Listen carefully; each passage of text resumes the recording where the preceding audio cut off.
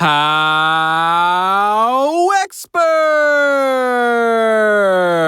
Top 10 Ultimate Frisbee Tips and Tricks. HowExpert publishes quick how-to guides on all topics from A to Z by everyday experts. Visit HowExpert.com to learn more. Make sure to subscribe to our YouTube channel for more HowExpert Top 10 videos in the future. Moving on, let's talk about the HowExpert Top 10 Ultimate Frisbee Tips and Tricks. Number 10. Always be vocal. It is important to always communicate with your teammates. This is especially true on defense. Players can warn one another where the offense is positioned on the field. This really helps the players who don't have eyes in the back of their heads keep track of their defensive responsibilities. Being vocal like this and updating your teammates is especially helpful when running a zone defense. Don't stop being vocal just because you're on the sidelines. Sidelines is a position in Ultimate because while you may not be running your heart out, you should be screaming your lungs off that the opponents are looking to throw deep. Even players who are brand new or lack a strong game sense can warn their teammates that the disc was thrown by yelling, "Up." Time and time again, a simple call like this one can make a defense play possible. Number 9. Learn the rules. Ultimate Frisbee is a sport with tons of weird little rules and procedures that many players don't understand. Most often, the burden of knowledge falls on the most experienced members of the team and the coach. In some levels of play, it is not uncommon to see a whole team gawk at a player in confusion for making a call. Learning the rules can only be to your advantage. Not only will you be able to make more effective and accurate calls, but you can argue against poor calls made against you. Number 8. Build up a game sense. A lot of this will come in time as you play the game more and more, but a good Ultimate player needs to have a solid understanding of what they need to do when they get on the field. This is beyond merely staying on your man when playing defense or running the same undercut when your team has the disc. When you have cleats on the field, it is essential to keep your head on a swivel and read your opponents rather than just acting out of habit. The best way to develop game sense is by playing the game. Crazy, right?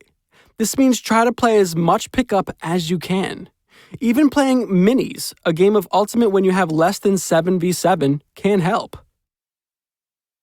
Number 7. Talk to your teammates. More experienced players can be a wealth of knowledge and should be happy to help their teammates. The older players should be able to teach their teammates the basic rules and positions in the game. But they can be helpful in other ways. Often enough, experienced players can see the fault in your play better than you can. At the same time, they should be able to correct it with sound advice. So, don't be afraid to ask questions about the game. Number 6. Get fit. Just like in any sport, having good general fitness will help your play tremendously. You don't need to run a marathon or anything that extreme, but not getting winded on a long point can make a difference. Running faster, jumping higher, or cutting quicker will make you a more significant threat on the field. That means more playtime. Number 5. Don't give up on a disc. Just because it looks like you won't get to the disc in time doesn't mean you can't. Sometimes handlers throw the disc out of bounds with the intent of having them curve back in. Or sometimes a throw will look uncatchable only for a light breeze to slow it down just enough. It can often be hard to tell if a player can reach that long-distance hunk in time to make the game-winning catch, but they should always go for it. If you catch the disc off an impossible throw, you'll look like a hero. But if the throw is uncatchable and you can't make it, no harm on your part. Just get back on defense and try again next time. Number 4. Work on a variety of throws. It is crucial to be able to throw a variety of throws. This gives you more options when you have the disc.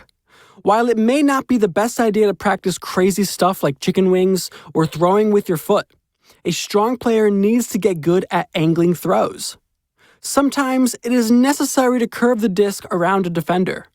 The best throws to improve and practice are IO and OI throws for both back and forehand. OI stands for out to in, and IO vice versa. This refers to the way you curve the disc.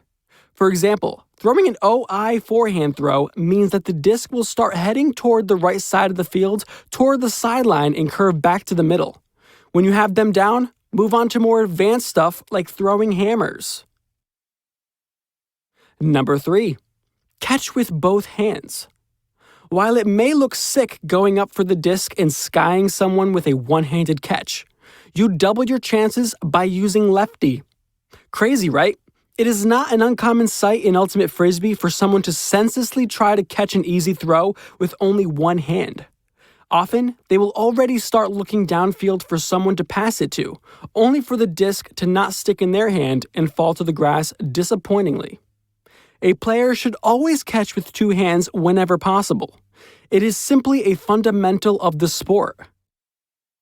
Number 2. Polish your cutting. Inefficient or sloppy cutting habits, running to open space, can negate a player's or team's potential.